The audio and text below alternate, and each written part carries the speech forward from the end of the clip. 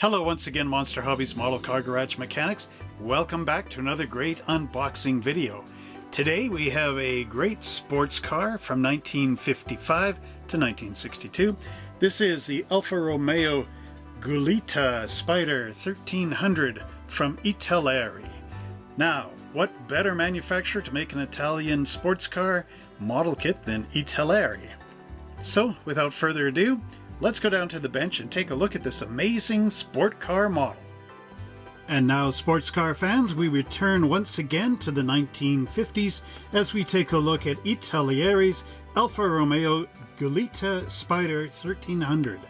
Now this is a 1/24 scale model kit, and it looks fantastic on the box art. You can see the Italian landscape back here with the great car right in front in Italian red. Rolling across on this side of the box, we can see a version painted in sky blue, a nice side view. We also get a little look at the decal sheet and a great write-up in both English and Italian, talking all about this amazing sports car. On this side of the box, we see a buildup of a white model car. It says chrome parts and capote for closed version. So I guess that's the little roof end. Sliding the box across, we can see the engine detail right in there. And then it's got the age requirements, 14 plus, and a bunch of other info on the side of the box here. Now this model kit comes in the long, flat, wide box, which is typical for Europe as well as Japanese kits. But without any further ado, let's open up the box and see what's inside. So right away we've got our little decal sheet with two different colored license plates on there and a lot of gauges. Take a look at that in more detail at the end. We have our instructions here, backing paper for the decal sheet. Oh, it's got real live springs. That's pretty neat. Got chrome, then our clear components, as well as some red molded parts and black molded components as well. So someone could really build this without actually painting it, which is good for me because I'm having some paint issues recently. Maybe I should just watch some videos on how to buff up the plastic and go from there. And then at the end we have the tires. So let me just clear all this out of the way, and then we will begin taking a look at the instructions. Here we have our instruction sheet for Alfa Romeo Giulietta Spider 1300, and you can see that it is translated in English, Italian, German, French, Spanish, and Japanese. So quite a world-known model. Of course, it makes it easier for Italeri to ship these all around the world. As we open up our instruction booklet, we get this wonderful illustration of all the parts and parts trees included in this kit. So we have part tree A, which is the clear parts, B is the body itself, C is the undercarriage chassis components, as well as the dashboard and steering wheel and inner door panels. D has the chrome components on it, and then E has the engine and the roof panels. We also have a piece up here, which I do believe are the two doors, the hood and the trunk. Then we also have our springs, and there are two different types of springs in here. And we have our tires. We have a little illustration saying, when you see this, separate or cut it with your knife. And then we have one for a file down here, remove chrome paint where parts are to be glued together. We also have the paint colors down here, all being called out in the different letters, so we will be looking for those as we go through this build. Step 1 shows our engine block, and I'm going to read an excerpt off the side of the box so you get an understanding of what this engine is. It says the Giulietta Spider adopted a 1.290 cubic centimeter 4-cylinder longitudinal line engine capable of delivering, in the first production batches, 65 horsepower. Thanks to its engine, the vehicle was able to reach the max speed of 155 kilometers an hour. So here we have our 4-cylinder engine being glued together. We have right and left hand sides with a single exhaust manifold. We also have an oil filter. The oil pan and transmission pan are molded as one piece and glue up from underneath. We have our front timing chain cover with our generator, belts, and pulleys, and the fan up here. We also have the twin overhead cam top of the engine, as well as our air cleaner and our carburetor down under here. Down below, we see our chassis with the engine being installed and the cross member being glued back here. Panel 2 shows our front suspension being assembled, and here we have our brake drum. We also have the spindle and the front upper and lower A-arms, and then a backing plate here, as well as the shock absorber bottom, and we have the spring that you need to cut in half and put on either side.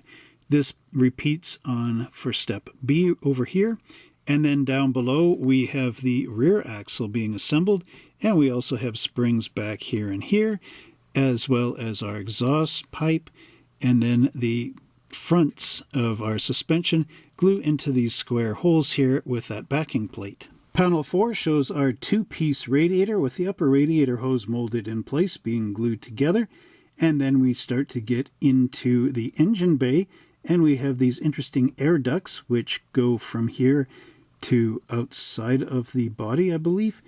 And then down below we've got the beginning of our interior assembly with step number 5. So here we have the inner part where you're going to put your feet. We also have the pedals being glued in place, decals for the pedals. Now that's really interesting, as well as a gas pedal.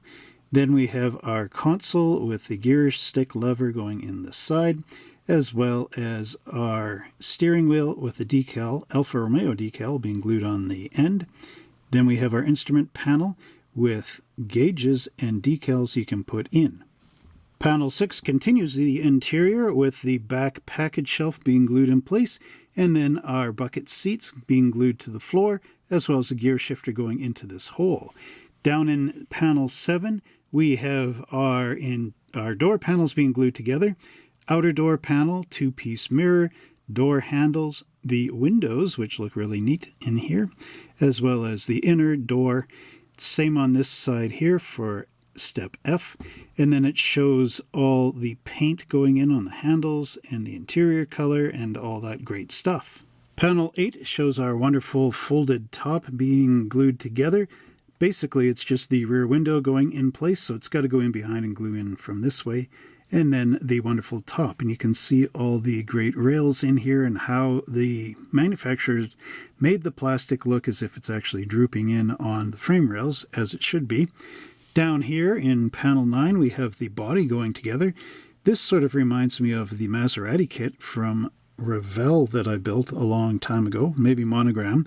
I do believe it was originally an Aurora kit though. At any rate, you have an opening trunk, you've got your rear tail lights. You also have the trunk latch with a decal, then the body with the little air vents. Oh no, these are decals going in place here and here. Then we have the front end being all assembled with the chrome and the bumpers, as well as little side marker lights, and then our headlight bezels and the headlight itself. In panel 10, we get the whole car being assembled down here. So we have the body being dropped onto the chassis. We also have our doors being installed. It's interesting here, they don't really look like they actually hinge. Maybe I missed something when I was looking at that. But here we have the rear bumper, and we have the license plate frame and a decal for the license plate. We've got the hood. Here we have our inner fender aprons and the radiator, and this will all glue in place in the front. Now our wheels are finally getting addressed here at the very end step. We've got a wheel back, we've got a retainer, and then we've got the wheel front being glued over top of that. And that would be your hubcap. And then the tire would go on, and then there's a decal that goes in the center of the hubcap. And just like a Mobius model kit on the very back panel, we have some paint colors for our car. And here we see the Alfa Romeo Giulietta Spider 1300 in red, and it's showing all the decal placement and what that looks like. And then we have an alternate body color down here, which is known as French blue. So you could either paint this model in Italian red or French blue. Now we'll begin our look at our plastic components with the body shell itself. And here you have a wonderful red little car, kind of a cute car. Almost has a Studebaker sort of styled front end to it, almost. But again, it's the very popular Alfa Romeo front end. Look at how great that is. Imagine this in a diorama with like all the different sports cars and even Speed Racer's car. Again, really wonderful little body on here. Very typical of the 50s. There is quite a bit of seam lines on this baby though, and you will have to carefully cut this center bar out of here, but overall looks good. A couple of mold marks up underneath, but I don't think we need to really worry about them. The exciting part is going to be the opening doors, and here you can even see the little openings for the door latches, which are going to go in place. Quite a few little micro details on here. So this is a raised plaque, and once that decal goes on there, it will look pretty much correct to what it should be. Overall, though, I think this is pretty cool for such a small sports car. Here's our first parts tree, and you can see just how big this is. Here we have our exhaust pipe. We've also got the door inners. I have the engine and transmission pan, and it's actually got a flat piece on it here. Kind of reminds me of a battery cover for some of the electric Japanese car kits. We have our sidewalls here, or those are the front suspension sides. We also have our seats, bucket seats, and our rear package shelf. We have the differential in the back, our pedals, different gear shift levers, our steering wheel, the wheel retainers, the cross member. We also have this wonderful dashboard here, but I think it got a little short shot right in here. I'm not too sure about that. And then we have our little box for our feet to sit in, as well as the chassis pan. So let's bring this up to the camera. I'll just move this out of the way. Detail on here is quite crisp. There's some neat stuff like in that little back package shelf area. Look at our differential is so tiny in there. It's amazing that it can even shift gears. Oh, there's our steering column as well. Let's just flip this upside down. Take a look at the chassis from underneath. You see the gas tank in there, as well as the unibody style, which is interesting. It's got the rails going out to the side, as well as the subframe and the rear frame in the back. Again, really kind of a cool little model. Taking a look from the back, you can see some mold marks on some of these parts, but the steering wheel is cool because it's got the hand grips going around the sides. Again, quite a nice little detail job on here. Those inner door panels actually have the window cranks molded in place, and our dashboard looks quite nice. It'd be cool to see what the gauges look like once this is all together. Here's our final black plastic parts tree, and we have our engine block right and left hand side. And look, here's another oil and transmission pan. I do believe this is the one for the engine. I'm not sure what that other one was. Maybe just a plug you could use if you didn't want the engine. Anyway, we've got our top right there. We've got our air cleaner and the carburetor. We also have the inner fender aprons in here, as well as those squares which go in for the suspension. There's the suspension itself. So wait, there must be some kind of building option with that other under bits and whatnot. Interesting.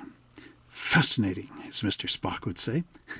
Okay, there's the shock towers and the backing plates for them. We also have our brake drums, and then the different hoses and the oil filter here, our exhaust manifold, and the little fan. So again, quite small parts. I wonder if this engine would be comparable to that Mazda that I've done before, the Mazda Miata model kit. I wonder if it's the same size. I know the transmission would be more in the Mazda, as it was a 6-speed or 5-speed or something. Okay, so we've got mold marks underneath that folded top, but overall I don't think the mold marks are really going to put too much play into this kit. Would be good to fill them or remove them, but overall I think, again, this is, for being a simplistic kit, really well done. Next we have our open plastic components, which consist of the hood, the two doors, and the trunk lid. And there's not too much to really be seen on this. Hinges in the back on the trunk lid, as well as a chrome down the center of the hood. Turning them over, there's some mold marks under there and scratch marks that were in the mold. But overall, I mean, this is not bad. It's going to be very easy to clean this up and install them on your car. Here we have the clear plastic components for our car, which include the windshield, rear window, headlights, tail lights, and side glass. So the tail lights are not actually molded in red. You will have to paint those. We also have these little indicator lights up front, turn signals maybe. But overall, this is again looking really cool. Very easy to do. It's got the frame molded onto the window itself. So just a bit of special care paint and it should all come together nicely.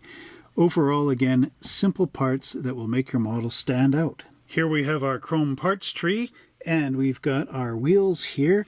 We also have the hubcaps for the wheels, so our wheel retainer will be sitting inside there.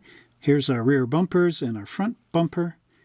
Or actually, I think it's the other way around. There's our rear front bumpers. Here's our rear bumpers, as well as the door handles. And we've got our grille, headlight bezels, rear view mirror, windshield wipers, and a bunch of neat chrome trim parts.